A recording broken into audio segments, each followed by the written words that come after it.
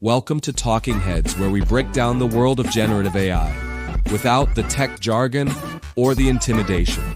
I'm Alex Scott, your AI-generated host, here to show you how AI can be easy, fun, and useful for your everyday life.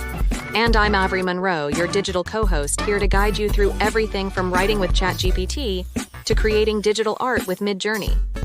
We're making AI simple for Gen Xers, boomers, and anyone who's curious, but maybe a little skeptical. We've got step-by-step tutorials, myth-busting segments, and tons of practical tips to help you harness the power of AI. No tech skills needed. So, whether you're looking to streamline your business, unleash your creativity, or just learn something new, you're in the right place. Let's do a deep dive and explore the future together, right here on Talking Heads. Hey everyone, and welcome back to Talking Heads. Yes, welcome back. Wait, Alex, do you notice anything different? Oh yeah, our mouths are moving. Exactly. Like you said before, we're not called Talking Heads for nothing. Absolutely. Are you ready for another deep dive into this ever-evolving digital landscape of AI? Yes, because today, we're diving into a topic that's making waves across industries: the impact of artificial intelligence on the job market. Will AI take your job, or will it open up new opportunities for all of us? That is the big question, right? There's a lot of fear about job losses, but today, inside this deep dive, we're going to explore both sides. Exactly. The key is learning how to leverage these AI tools to boost your productivity and efficiency, whether you're running a business, freelancing, or just trying to keep up with the tech trends. So, what does the future of work look like with AI in the mix? Should we be scared, or should we get excited about the possibilities? Stick around, because we're about to break it all down. You don't want to miss this. AI isn't just a trend, it's here to stay.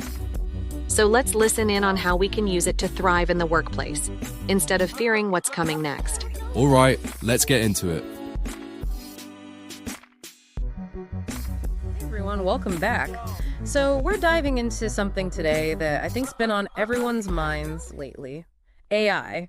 And more specifically, what's it going to be like, jobs and all that? Yeah, are the robots taking over? Right. Yeah. That's what we always hear. Exactly. Headlines, they can be a bit dramatic. We've actually gone through a whole bunch of research reports, the whole 9 yards, and we're going to try to break it all down. What's the real deal here? And I think the biggest thing to remember is it's not as simple as it sounds. It's not like one day we're all good, next day, boom, robots are doing our jobs.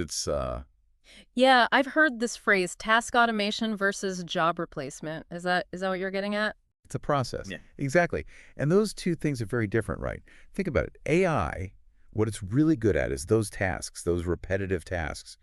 The stuff that we humans, honestly, we find kind of boring. Sure. Data entry, scheduling, Yeah. even driving in some cases. Oh, okay. So instead of like a whole job disappearing, it's more like AI is going to come in and take over those parts we don't love so much. Exactly. It frees us up. Like, imagine someone who's stuck doing data entry all day. AI takes that over. Suddenly, they can maybe move into data analysis instead. Same field, but now they're using their brains, not just their, typing fingers. That makes a lot of sense. So it's not like mass unemployment. It's more like shifting roles within a career. Exactly. Adaptation's key here. Right. But that does bring up the next point. Which jobs are really going to see this shift first? Yeah, because our sources had some pretty specific lists, like what should people actually be, aware of. Right. Anything predictable that's going to be higher on the list. Yeah. The big one everyone's talking about, transportation, we're already Yeah. seeing it, self-driving trucks. That's going to have a huge impact on truck drivers, obviously. So does that mean like that whole industry is just gone? Not at all. But it means those jobs change. Someone still needs to manage those trucks, right? Plan the routes, handle the logistics, the human stuff. AI's not there yet. Okay, so it's like some jobs within an industry change, but not the whole thing vanishes. Exactly. Manufacturing's another one. So Yeah. assembly lines, Yeah, big changes there. right. But again, someone's got to design those robots, fix them when they break. Right, the oversight, the problem solving. Exactly. Which is actually a perfect example of where humans, we still have the edge. Which leads to the big question, right? What jobs are safe? Or at least safer? Now, this is where it gets interesting. AI, it's great at logic. But humans, we got this other stuff. Empathy, creativity. Think about nurses, therapists, artists. AI can't replicate that human connection. Yeah, you can't program bedside manner. Right. And then there's the whole creative field. Music, writing, even teaching to a degree. AI can be a tool there, but it can't replace the human heart of it all. So we've talked about the jobs that'll change, maybe even the ones that are like safe for now. But the real question is, what do we do about it? Exactly, because I don't know about you, but hearing robots are coming doesn't exactly tell me what skills to put on my resume next year. And that's where, honestly, I think it gets exciting. Because all this change, it's an opportunity. We've got to become lifelong learners. Yeah. That's the key takeaway. Okay, I like that in theory. But learn what, exactly? Like, the world of work is changing so fast, how do I even keep up? You're right, it's a moving target.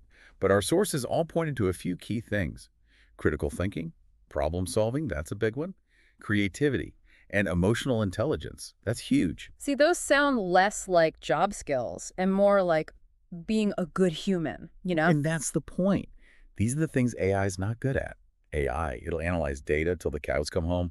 Yeah. But understanding people, thinking outside the box, that's us. So it's not about becoming more like AI, it's about being more human. Exactly. And using AI as a tool to do that. Like, think about a marketer, right? AI can help them target their audience, analyze all that data. But it's the marketer who comes up with the creative campaign, the human message. Okay, so it's like a partnership almost. Yeah. Not one replacing the other. Exactly. Which is where upskilling comes in.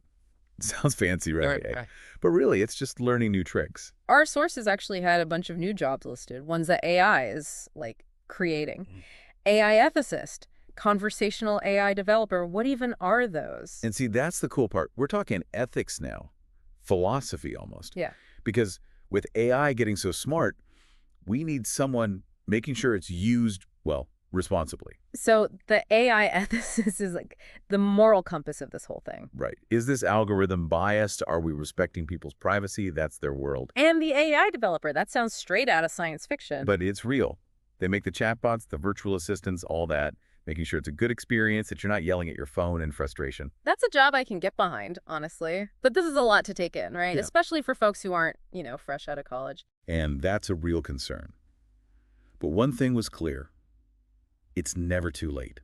Learning new skills, it's not just for the youngsters. That's got to be reassuring for people to hear. And companies have to step up too, providing training, making sure their employees are supported through this. So it's not just on us as individuals, it's got to be a team effort. Exactly. When companies invest in people, everyone wins. It's not humans versus robots. It's about finding that balance. And making it work together. So it's not about being scared of the future of work, but shaping it. You got it.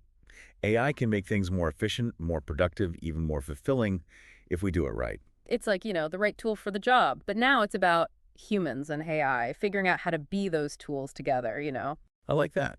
Because it is about combining things. AI has its strengths, but we're not off the hook. Human ingenuity, that's still what's going to make the difference. Speaking of, you've given us a lot to think about, but practically, what can people actually do, like today, to be ready for all this? It's easy to feel overwhelmed, I get it. But honestly, start simple. Be curious. You don't need to be a coder overnight. There's tons of stuff out there explaining AI in plain English. So I don't need to, enroll in AI bootcamp tomorrow? Unless you want to. But no, start small. Think about your own job. Is there a task AI could help with? A new software? Or maybe take an online course, level up those data skills. It's about being proactive, Makes sense. And this kind of ties into something else we saw in our research about how different generations might be feeling about all this. Right, because we can't talk about the future of work and act like everyone's starting from the same place. Someone who's been in their career for 30 years is going to have a different outlook than someone who's, 22, just starting out. And that's okay. But it means we need empathy, right? Companies have to make sure everyone feels comfortable.